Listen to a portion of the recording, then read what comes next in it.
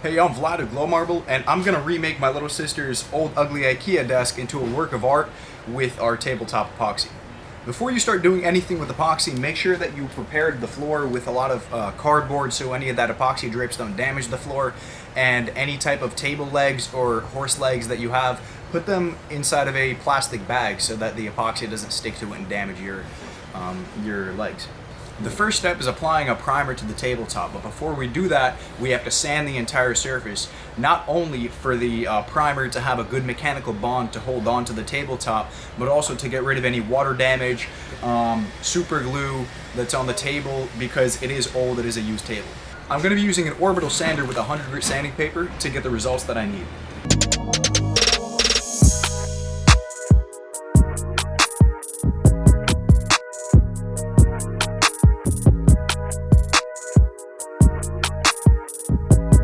The next step is to round out the edges.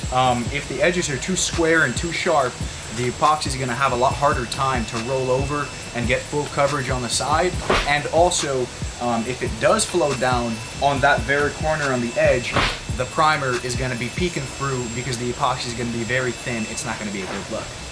You'd usually do this with a planer, but I don't trust that this table is completely solid.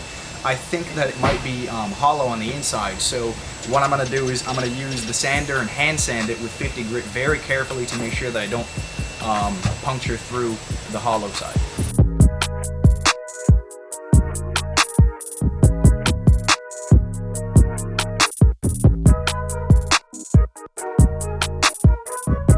Now that we're done with that, we're ready for the primer. So I'm going to take all this dust and debris off. And something that helps a lot to take dust and debris off, especially while working with epoxy, is either isopropyl alcohol or denatured. I'm using denatured right now, and anytime you see me spraying this bottle, that's what I'm using.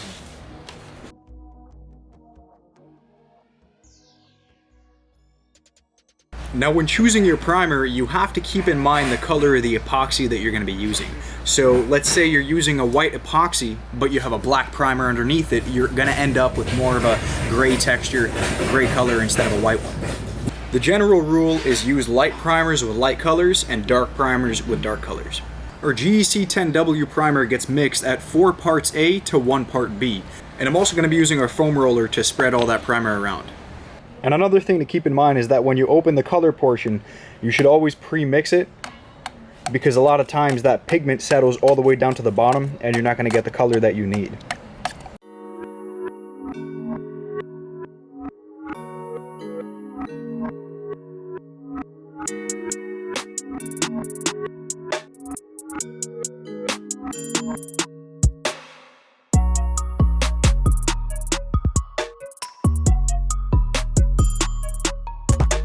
I accidentally made a lot more primer than I should have.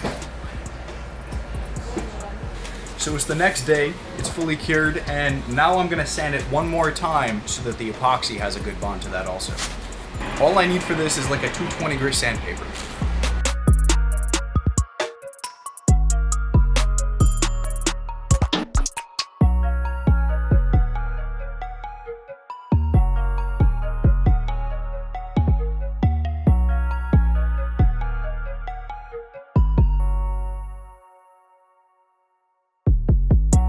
Now the number one enemy of epoxy is dust. If any settles or drops onto the actual epoxy while it's curing, what's going to end up happening is you're going to get like a lot of bubbles and a lot of imperfections on the surface.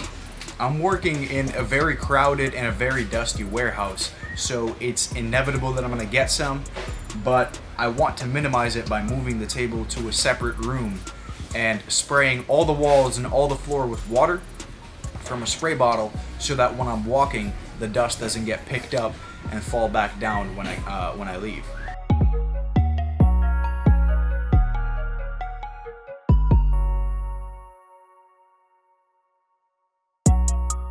And always be sure that the table is completely level. Any surface that you're pouring the epoxy on has to be level, or else it's going to start sliding and it's going to be very noticeable once the epoxy cures. So I'm using a tabletop epoxy, and the reason I'm doing that is because it's meant specifically for this purpose. It's food safe. If you were to use, let's say, like a floor epoxy, it has a lot of VOCs, and it's not going to be safe. The mixing ratio is 2 parts A to 1 part B, and I'm gonna be adding some metallic pigments into the B so that it gets completely saturated, because the B is a little bit more liquid than the A.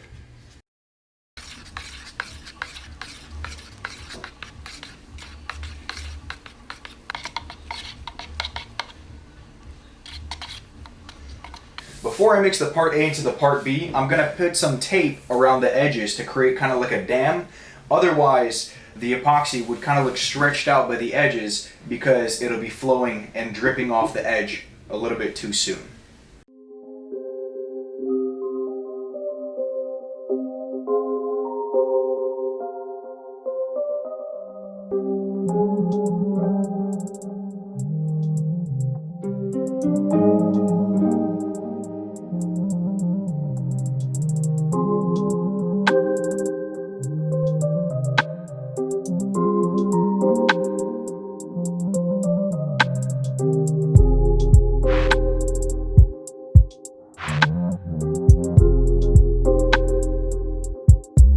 Now I'm going to take a regular spoon and start moving it around in random directions.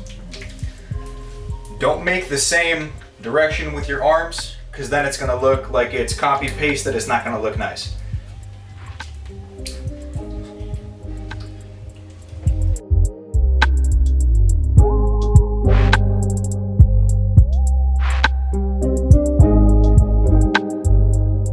Honestly, I changed my mind about the tape. It's not too long, maybe like 15 minutes after I poured this. So I'm gonna take it back off. If you wanna leave it the way it is, to make it look exactly like this, that's when the tape would come in handy. But right now, I'm not really liking it. So I'm gonna let it flow around and do its thing. Now you could use either a torch or a heat gun to get rid of all these bubbles.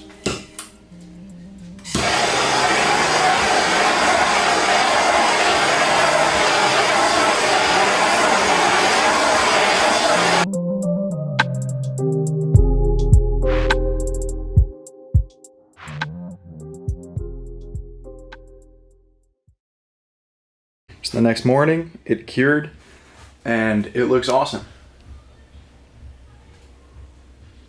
Now the next step is to sand off those epoxy drips on the bottom of the table, and I'm gonna put some cardboard underneath it because it's still a little bit soft and it needs a soft surface to sit on so it doesn't get all scratched out.